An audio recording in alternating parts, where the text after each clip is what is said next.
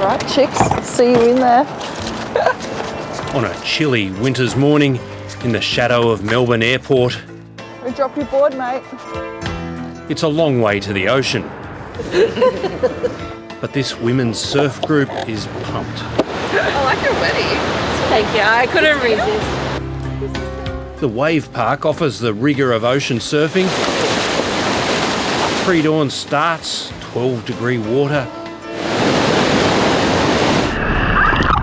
and wipeouts. But that's offset by consistency and order. The surfers actually wait in line. Nobody drops in, and the next wave is never far away. Roxy, how would you rate that session?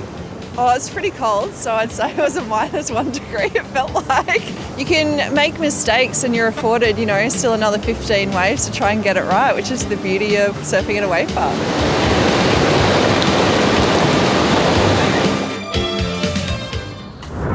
But of course, the park's main draw was the surfing. Wave parks have been around for decades. A whole new subculture was formed out here in the desert.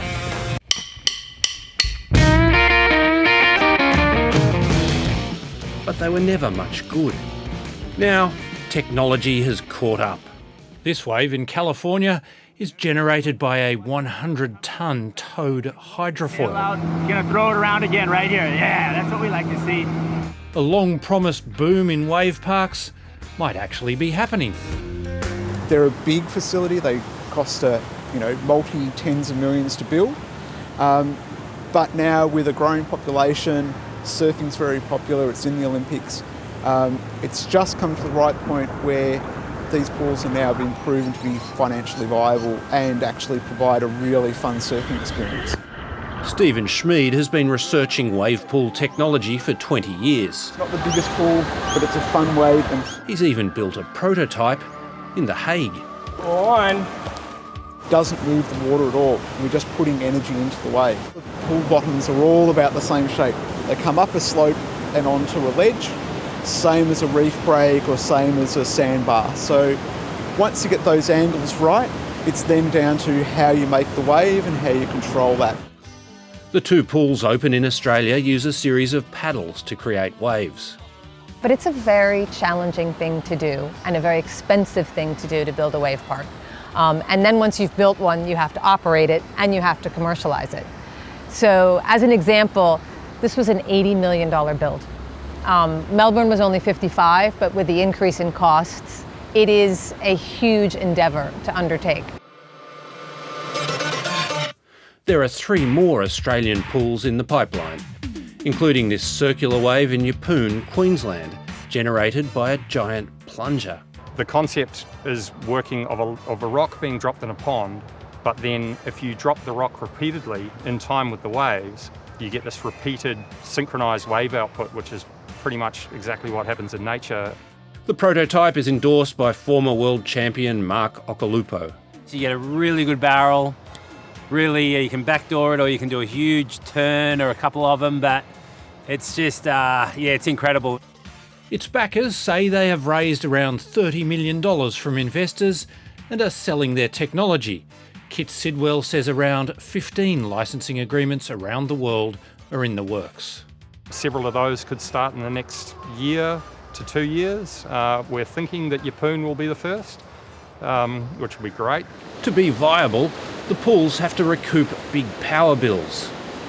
Here it's getting up, around $1 a wave to make a wave.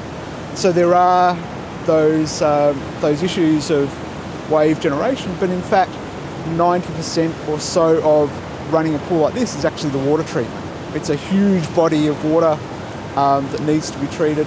These wave parks are expensive to build and run. They use a lot of energy, and a single surfing session can cost $100. But the waves are reliable.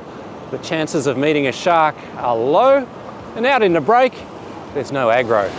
Learning how to surf is very unwelcoming being in the ocean. They probably expect that you're not gonna catch the wave, so they just paddle in front of you or drop on you, or crowd you, like when you're trying to take off. That happens to me a lot. Is like they crowd me right on my shoulder.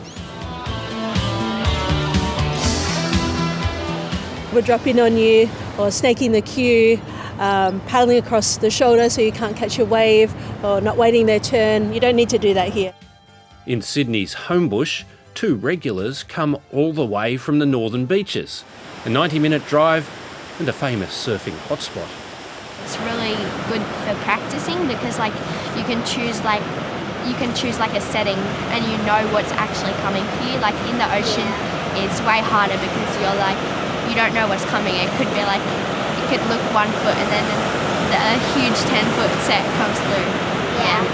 There's definitely pool snobs who, don't think that, it's legit, but at the same time, the pros come out here and practice just like the rest of us regulars do. I think the pool and the ocean both have a place.